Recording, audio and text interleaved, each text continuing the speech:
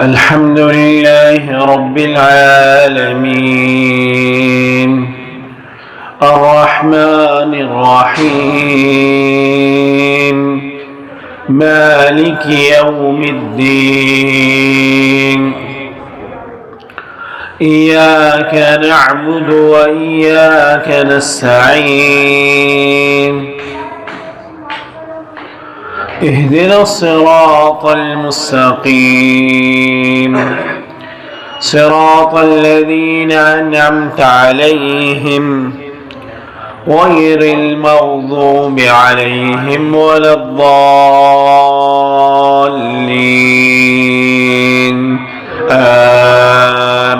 آمين. بسم الله الرحمن الرحيم. تبارك الذي بيده الملك وهو على كل شيء قدير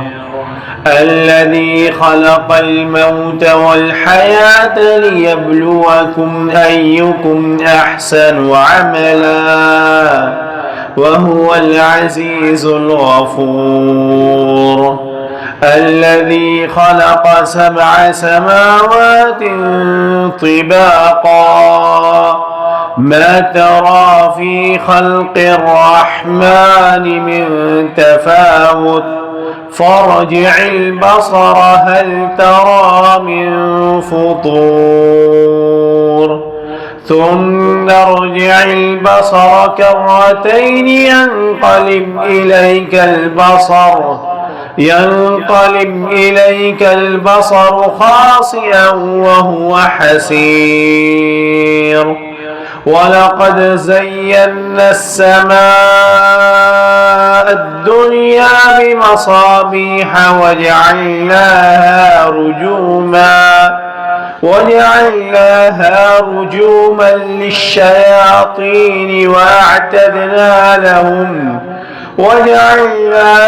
رجوما للشياطين وأعتدنا لهم عذاب السعير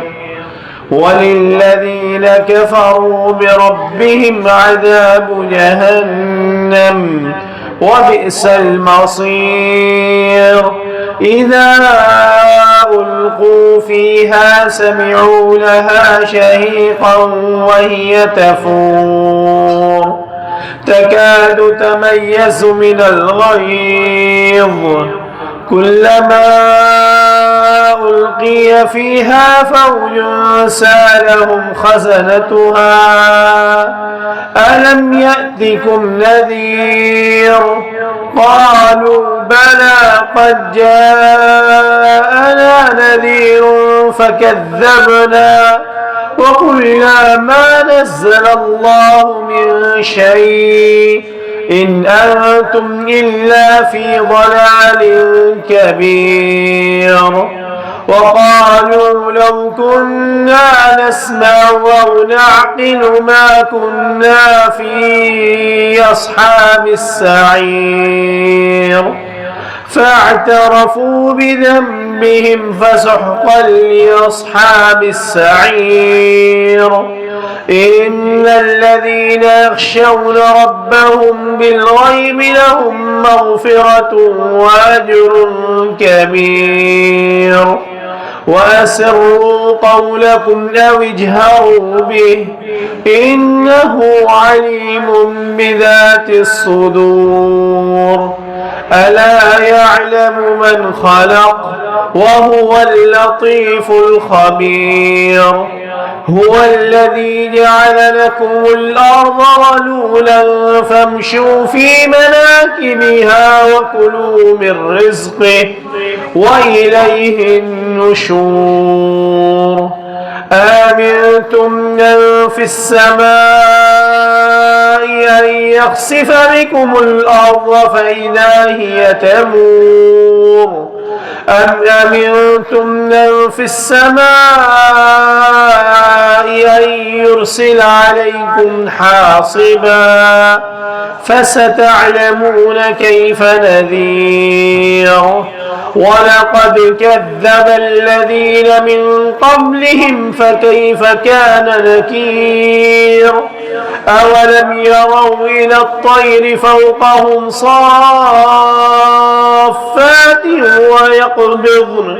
ما يمسكهن إلا الرحمن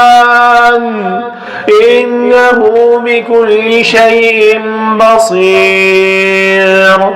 أمن هذا الذي هو جند لكم ينصركم من دون الرحمن إن الكافرون إلا في غرور أمن هذا الذي يرزقكم إن أمسك رزقه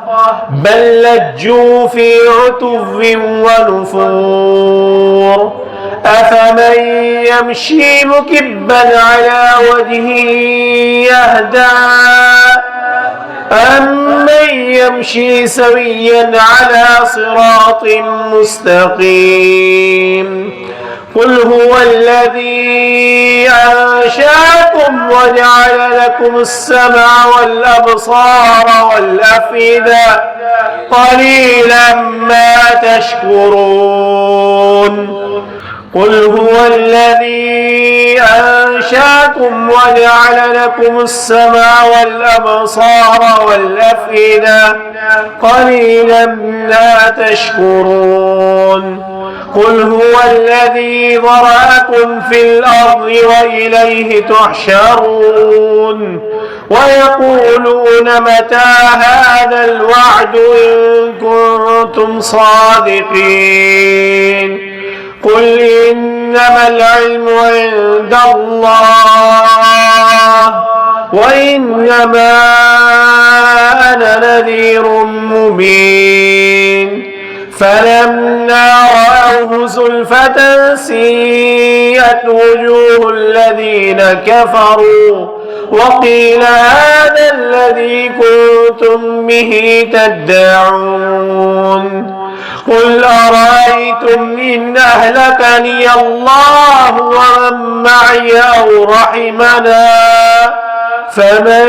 يجير الكافرين من عذاب أليم قل هو الرحمن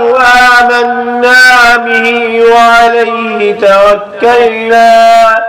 فستعلمون من هو في ضلال مبين قل أرأيتم إن أصبح ماؤكم غورا فمن يأتيكم بماء معين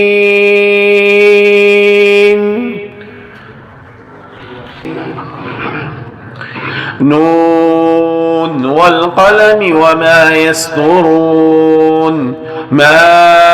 أنت بنعمة ربك بمجنون وإن لك لأجرا غير ممنون وإنك لعلى خلق عظيم فستبصر ويبصرون بأيكم المفتون إن ربك هو أعلم بمن ضل عن سبيله وهو أعلم بالمهتدين فلا تطع المكذبين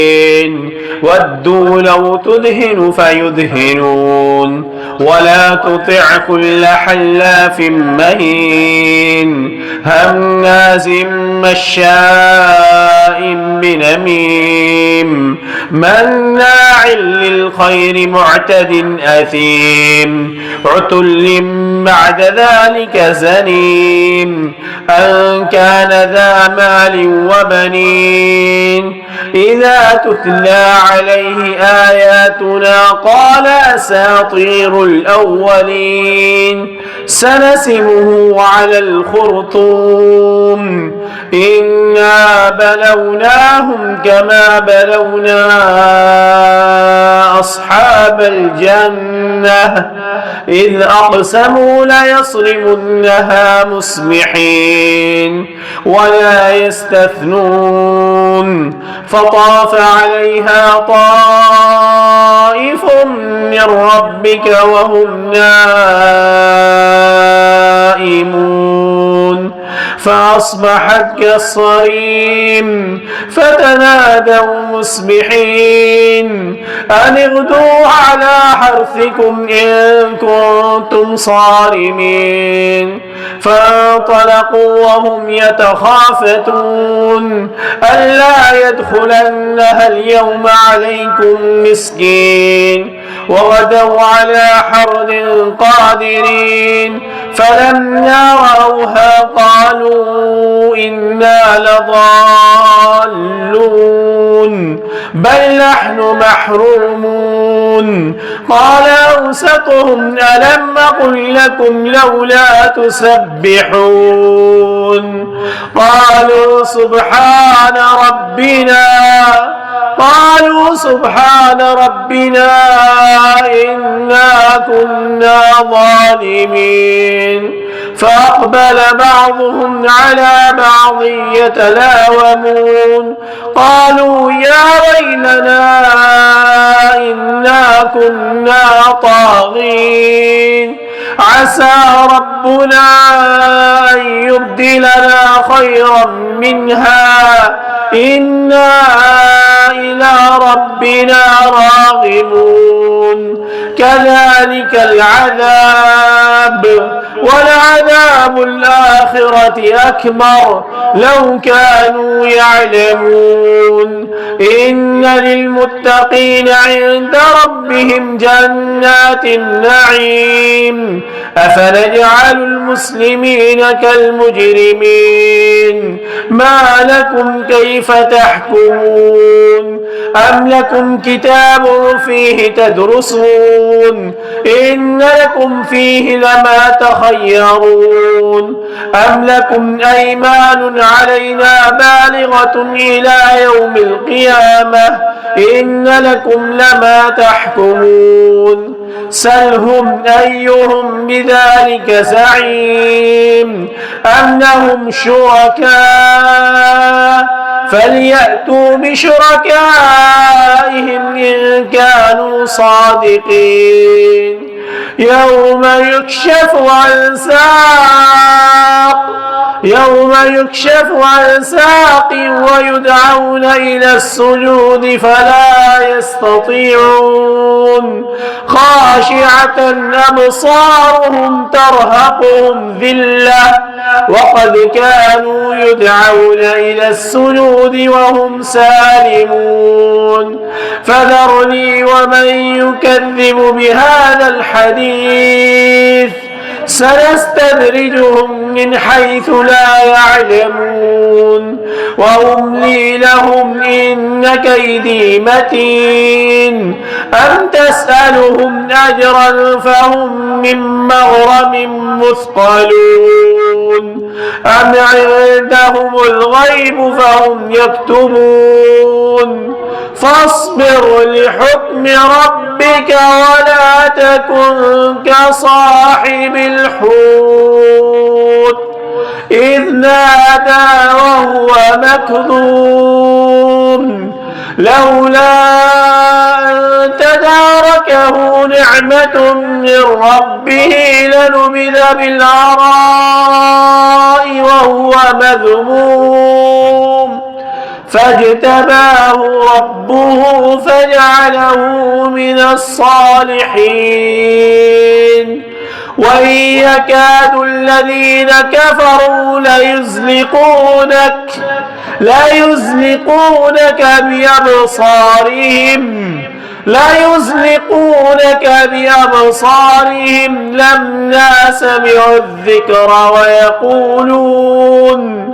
ليزلقونك بأبصارهم لما سمعوا الذكر ويقولون إنه لمجنون وما هو إلا ذكر للعالمين.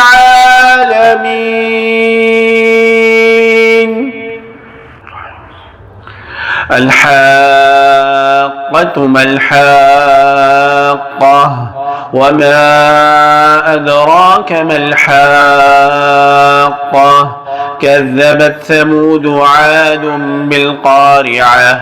فأما ثمود فأهلكوا بالطاغية وأما عاد فأهلكوا بريح صرصر عاتية سخرها عليهم 7 ليال و8 أيام حسوما فترى القوم فيها صرعى كأنهم أعجاز نخل خاوية فهل ترى لهم من باقية وجاء فرعون ومن قبله والمؤتفكات بالخاطية فعصوا رسول ربهم فأخذهم أخذة رابية إنا لما طغى الماء حملناكم في الجارية لنجعلها لكم تذكرة وتعيها أذن واعية فإذا نفخ في الصور نفخة واحدة وحملت الأرض والجبال فدكتا دكة واحدة فيومئذ وقعت الواقعة وانشقت السماء فهي يومئذ واهية والملك على أرجائها ويحمل عرش ربك فوقهم يومئذ 8 يومئذ تعرضون لا تخفى منكم خافية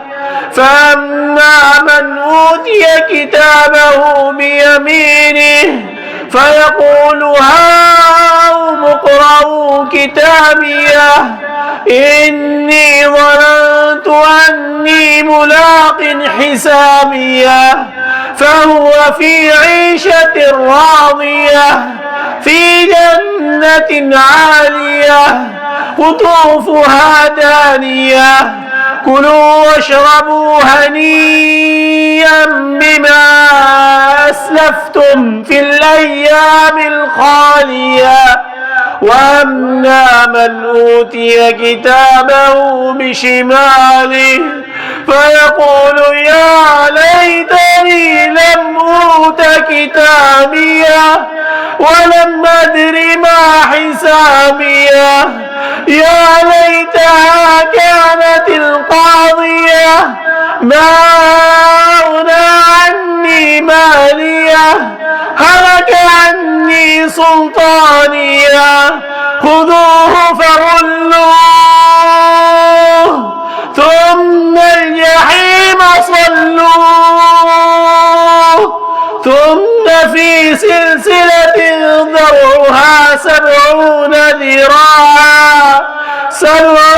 ذراعا فاسلكوه إنه كان لا يؤمن بالله العظيم ولا يحض على طعام المسكين فليس له اليوم هاهنا حميم ولا طعام إلا من غسلين لا يأكله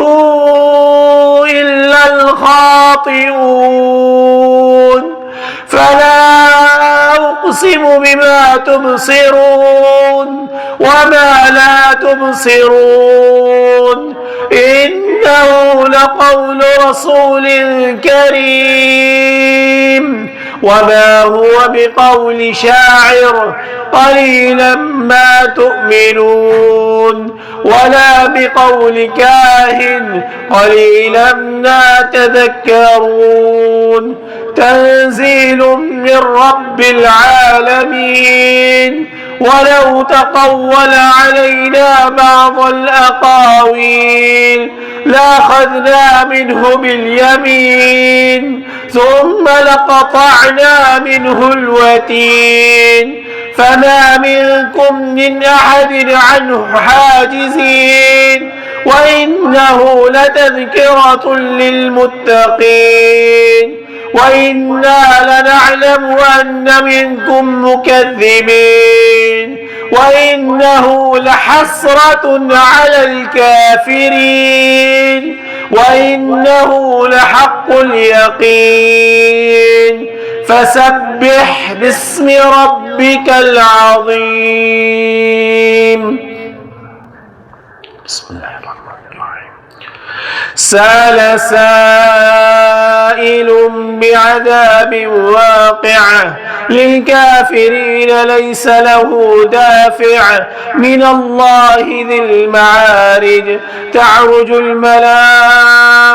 والروح إليه في يوم كان مقداره 50,000 سنة فاصبر صبرا جميلا إنهم يرونه بعيدا ونراه قريبا يوم تكون السماء كالمهل وتكون الجبال كالعهن ولا يسأل حميم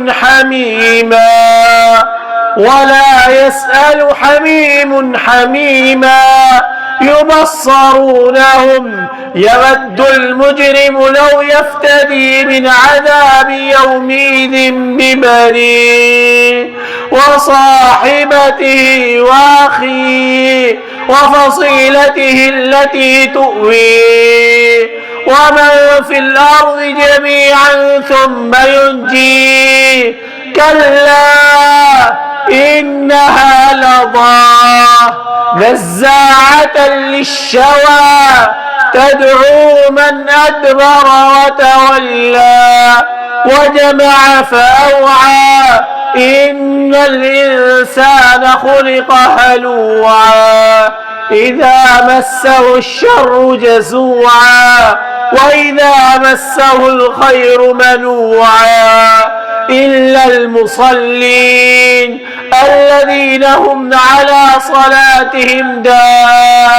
دائمون والذين في أموالهم حق معلوم للسائل والمحروم والذين يصدقون بيوم الدين والذين هم من عذاب ربهم مشفقون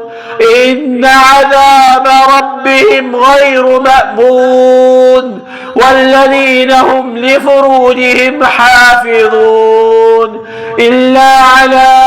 أزواجهم أو ما ملكت أيمانهم فإنهم غير ملومين فمن ابتغى وراء ذلك فأولئك هم العادون والذين هم لأماناتهم وعهدهم راعون والذين هم بشهاداتهم قائمون والذين هم على صلاتهم يحافظون أولئك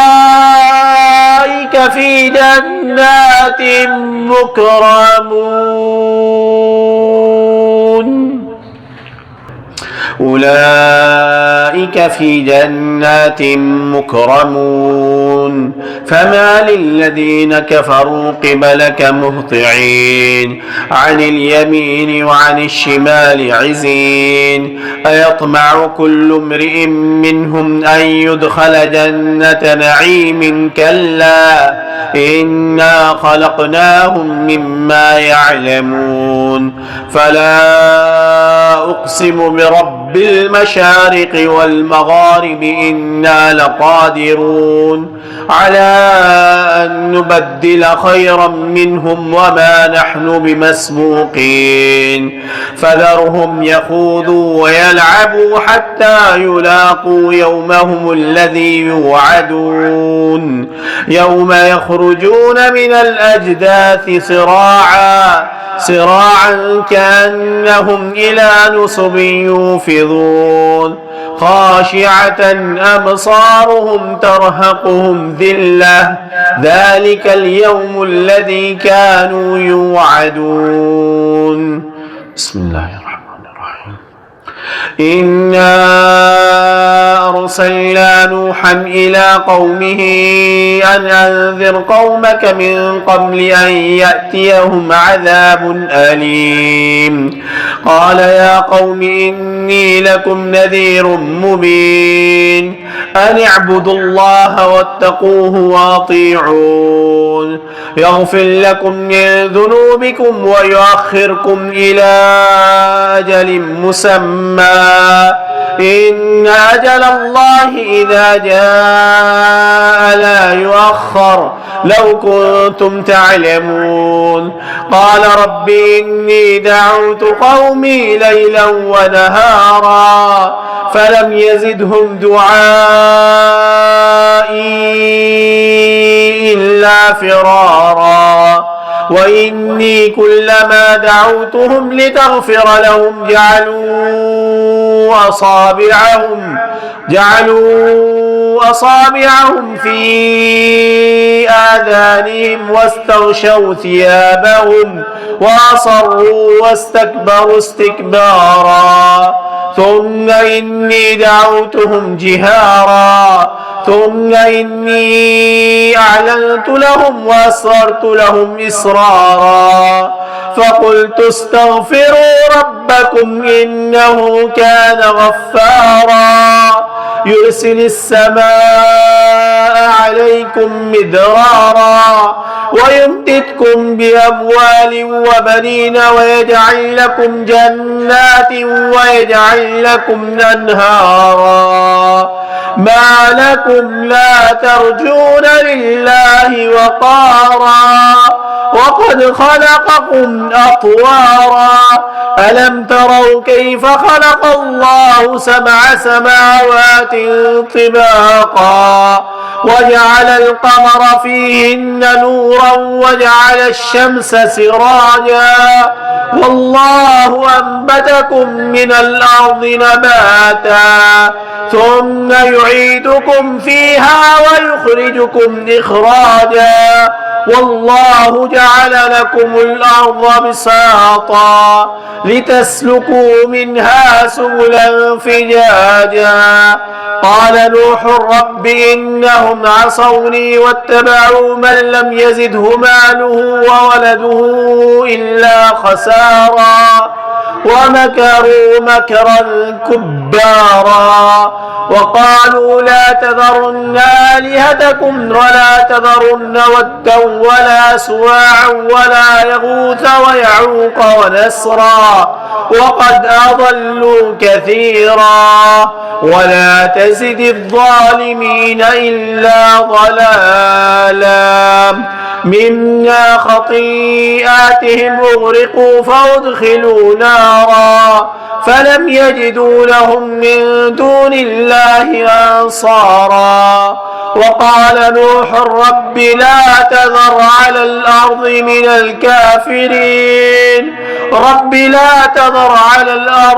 الكافرين ديارا إنك إن تذرهم يضلوا عبادك ولا يلدوا إلا فاجرا كفارا رب اغفر لي ولوالدي ولمن دخل بيتي مؤمنا وللمؤمنين والمؤمنات ولا تزد الظالمين إلا تبارا الله أكبر.